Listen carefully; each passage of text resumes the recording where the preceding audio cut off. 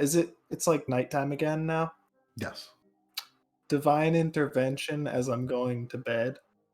Okay. Uh, just thinking like, "Oh lord, I hope I might find a way to recreate the Staff of Twisted Fates and thus shove it in Heinrich's face and make him eat his words." Kind of a long prayer, but all right, roll your D100. What words? The ones in your mind. You make everyone listen to. Shit. It's a 4. Oh, Wait, so what does it need to be? It needs to be It needs to be between the percentile of my cleric level, uh-huh. it's 10, so between 0 and 10. Okay. And So hang on, let me look up this because I've never actually had it work for somebody before. yeah, this is one that you just kind of laughably prepare, but don't actually get ready for. Well, I have rough ideas ready for how it's going to be answered, but I just need to read the specifics of it. So give me just 1 second. yeah, I think it's. Do you have it up? Because Yeah. So you're imploring your deity's aid. You're using an action, which easy enough because you're just going to sleep. Equal or lower than your cleric level, your deity intervenes. Okay. So, what exactly are you saying? Repeat it again. Oh lord, I hope that I might find a way that I can recreate the Staff of Twisted Fates so that I can make my friends happy and make Heinrich look foolish. Fair enough.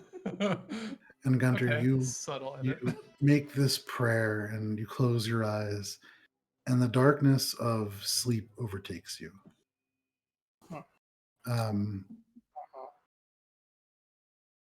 Yeah, we'll do this now, and then we'll get to you, Heinrich. But we'll see if you observe any of this.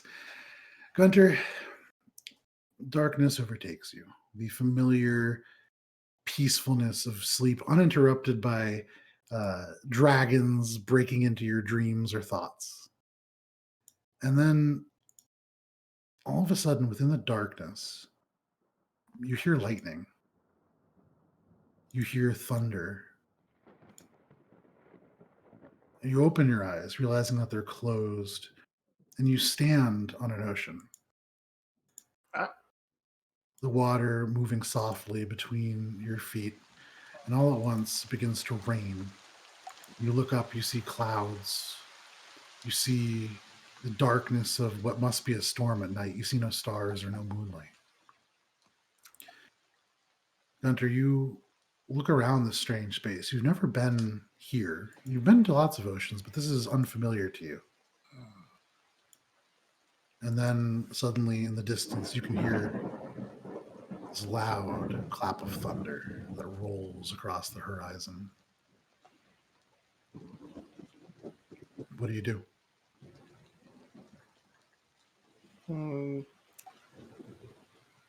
I guess I'm gonna thaumaturgy. Where the heck am I? In this expanse of waves and water and storm, you don't hear your voice. It's almost swallowed up by the wind. But despite that, you feel as if your words have traveled to their intended destination. You don't see a figure, but the clouds amongst you or above you swirl. And you can see suddenly, not a face, but almost these vague elements of a massive nose, and then the clouds move and you see bits of a cheekbone. There is something, but just beyond your ability to perceive. There is again this kind of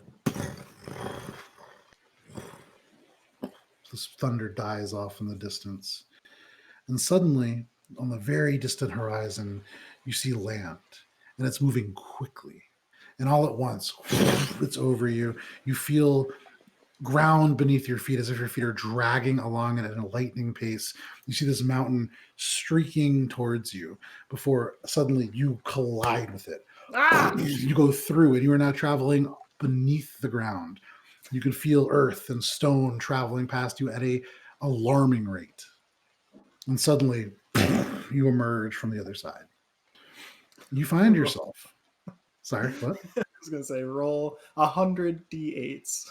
No, it'd be a little more than that. Suddenly, You emerge out and onto what looks like this kind of stone, like a almost like a patio, and you can see it's in the opening space of what looks like a natural cave, um, maybe 20 feet tall, very very tall, and elements of the moisture that, and here it is also raining, but elements of the moisture have kind of slowly pulled stalactites down, sorry, Tights. Yeah. um, which form what look like almost teeth over the top. There's this expanse of space, and there is this thunder and lightning that follows. And as it does, in a moment, you can see illuminated the space beyond. There are figures huddled together, dwarves. Given their dark hair and their kind of dark skin, you would imagine, or sorry, paler skin, you would imagine Kulturam dwarves. You can see huddled together out of the storm. Beyond them, huge stone columns, dwarven in nature, but not like Kulturam, not like Stoneflow. Um, there are elements to it that immediately leap to your mind, and you feel the word Cold Forge. And as the lightning peels away, and all of a sudden it's dark again, the thunder rolls, and you feel yourself turned slowly. Like the grass beneath your feet begins to almost pull you in a circle. And as you look out, you take in the landscape around you. Far, far off to the south, you can see a massive crater, just the edges of it. And you see above it a series of clouds, and visible in this clear night, or in that portion, because the clouds have been pulled away to hold these buildings aloft, you see Yorn. You see that you are to the north of where you guys have been, far to the north of where you guys have been, beyond Mount Ishi, perhaps.